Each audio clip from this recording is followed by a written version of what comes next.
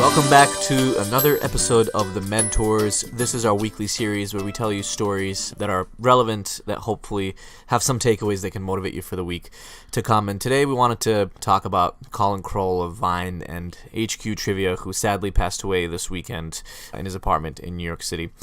The reason why we wanted to talk about Colin today is just to discuss what's on the mind of lots of entrepreneurs as they grind through the day-to-day and try to make their business or their creation a reality.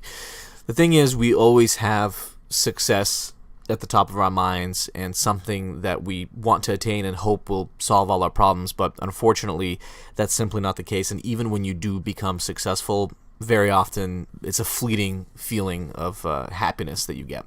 The reality of entrepreneurship or any creative pursuit is that the highs and lows are very intense, and that's actually one of the reasons why people are drawn to it. Some people are drawn to it is because of the intensity of what you can experience.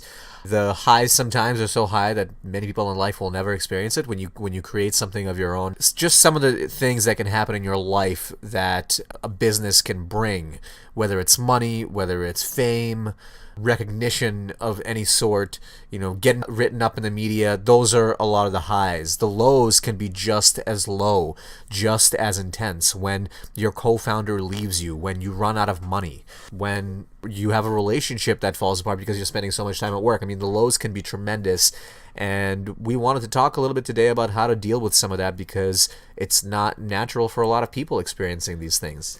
Now, Sergey and I don't know Colin personally, but we do know what's out there in the public. He had a successful startup called Vine that sold to Twitter at its height, and he obviously had some financial gain from that, but unfortunately it got shut down over a 4-year period by Twitter. He then started another labs company that ended up creating a really, really popular product called HQ Trivia. But even with HQ Trivia, as we'll read in the news over the next few days, and you're already seeing in the articles, it seems like there was some internal drama there with the co-founder and the management team. And things like this happen all the time. And this is somebody that had money, and even though you have money, it doesn't make dealing with these difficulties any easier. It makes other things easier, but not dealing with some of the difficult parts of starting a business. So as you work on your own creation, consider the first thing, which is simply success should not be the only thing that you're striving towards, because then you won't have a gratifying experience in building what it is that you want to bring into this world. For example, if on a daily basis you find yourself really not enjoying the process at all, or there's nothing that you find really captures your interest, then maybe it's not something you should be doing.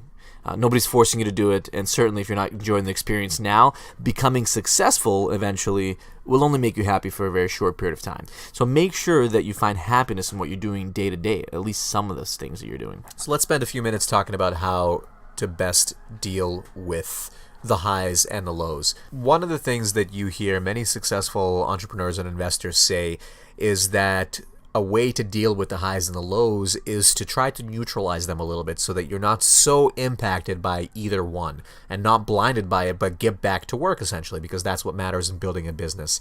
And one of the tricks to do this, I've been reading a book by Tony Robbins, actually one of his first books. It's called Unlimited Power, that he wrote when he was 25.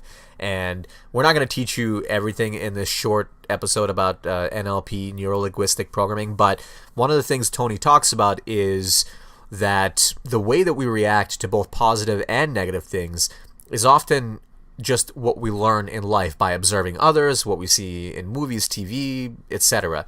And you can actually change how you react to things, especially negative things. That's what most of us want to change, what we react to. What happens normally is that your brain learns how to interpret certain things, and you interpret them in a way, let's say if it's something negative, and then you act or react in that way, and that's just programmed into your brain so much that it's a very reactionary thing. You just let it happen, and whatever happens, happens. You don't really control it. So try as a first step to notice how you react and try to change it, or at least pause and see if you can change the way you react to that thing. That is a big step toward controlling your brain and not feeling the intensity of these emotions where other people just might let it happen because they don't know what's happening to their brain. I noticed personally that over the last few weeks, I've had some moments in the mornings where, in my commute to the office, for example, I easily got frustrated or irritated by somebody on the train, right? And so I wanted to reframe that mode of thinking in the morning. I didn't want to be unhappy in those moments. There was really no reason for me to do that. And so I've heard a lot the importance of practicing gratitude in the morning. And so I actually built that into my daily routine. I've only been doing it for about a week and a half, maybe 2 weeks.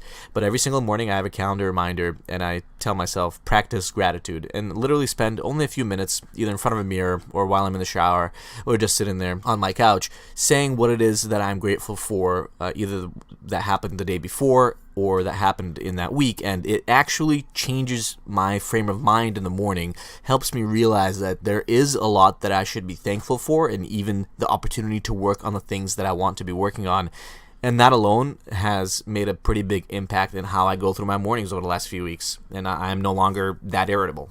And I think the reason for that is because while you're actively feeling grateful and saying the things that you're grateful for, you're not letting your body feel negative. You're not letting yourself be depressed. You cannot be sad when you're feeling grateful. And so that's a little mind hack that Vadim started using, something that a lot of practitioners of NLP talk about. And the last thing we'll mention to you is you're not alone. If your family doesn't understand what it's like to be an entrepreneur, you can always seek other entrepreneurs and founders and creators that can help you. The reason for that is because those founders and entrepreneurs will understand more about what it feels like to be in your shoes, and then you probably will also take them a little bit more seriously when they give you feedback because you can relate to them or you look up to them, etc.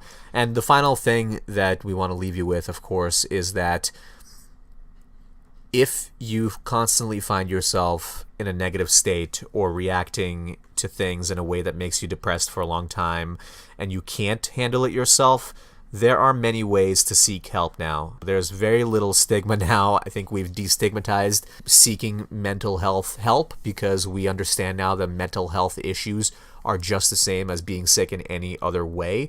And there are many ways now that you can find that help. There are websites like TalkSpace. You see ads for it. You can text a therapist. Even famous people like Michael Phelps use those apps, and you can see them in advertisements. Apps like MyWellBeing that connect you with a therapist in your area within 24 hours so you can go and get that help. So remember that you don't have to deal with it alone. So if you feel like you're stuck in a rut or that you are dealing with things in ways that might not be as productive or helpful for you in the long run, consider that even when you do attain happiness, it's not going to be a feeling that lasts forever. The human condition is such that we experience all sorts of different emotions, and so try to find happiness and positivity and good experiences in everything you do now in the day-to-day, and try to find healthy ways of dealing with problems. That's it for the 5-minute pick-me-up for this week. I know it's a little bit longer than 5 minutes, but we thought this was a really important issue to talk about, and we hope that if you do face these issues now, you'll be a little bit better at dealing with them, and our thoughts and prayers are with Colin Kroll and his family this week, and we'll see you on Wednesday.